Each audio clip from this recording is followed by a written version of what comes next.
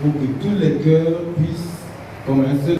Et bienvenue à cette conférence de presse. Au mois d'août dernier, lorsque nous nous sommes rencontrés, nous avons annoncé la nouvelle de l'arrivée du pape François en Centrafrique. À l'époque, nous vous expliquons qu'un comité d'organisation était à pied d'œuvre. On a mis en place des commissions spécialisées chargées de préparer dans différents domaines la venue du Saint-Père. Depuis lors, le chemin a été fait.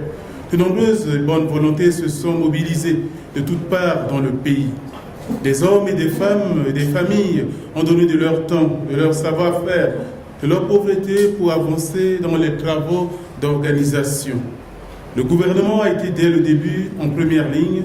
Aujourd'hui, vous voyez, Madame la ministre du Développement et de l'Agriculture, ministre d'État, Koyara, qui est la présidente, est là pour témoigner du lien qui existe entre l'Église et aussi l'État. L'État, pour ne pas dire le gouvernement, est totalement impliqué. Le gouvernement, je disais tout à l'heure, s'est engagé totalement et nous nous réjouissons de cette présence. Quand les derniers événements malheureux de ce mois de novembre avaient de nouveau affecté nos compatriotes de Fatima, kilomètre 5, Catin, le Saint-Père a eu des mots de solidarité et de soutien pour notre pays. À l'occasion de cette déclaration, il avait affirmé son espoir et son ardent désir de venir nous voir. Cette proposition ravive notre espérance et doit justifier un enthousiasme encore plus grand. C'est pourquoi nous avons bien voulu nous prêter aujourd'hui à cet exercice de questions-réponses pour répondre à une double préoccupation. La première, confirmer que le pape François viendra en République centrafricaine semaine prochaine, c'est-à-dire du 29 au 30 novembre, où il séjournera chez nous. Nous sommes là pour vous informer sur l'état d'avancement des préparatifs.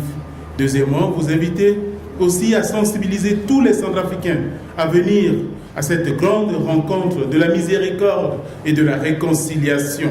Le messager de paix viendra chez nous et nous devons nous préparer à l'accueillir et lui offrir une chance pour passer sur l'autre rive, celle de la fraternité, de la reconstruction et de l'unité nationale et du relèvement de notre pays, la République centrafricaine. Cela dit, aujourd'hui, vous avez vu autour de moi des responsables de différentes commissions. Voilà pourquoi nous allons sans plus tarder nous mettre à votre écoute pour les différentes questions que vous avez préparées pour cette circonstance. Je vous remercie. Okay. Madame le ministre d'État, présidente de la bonne commission. Commission protocole accueil du gouvernement.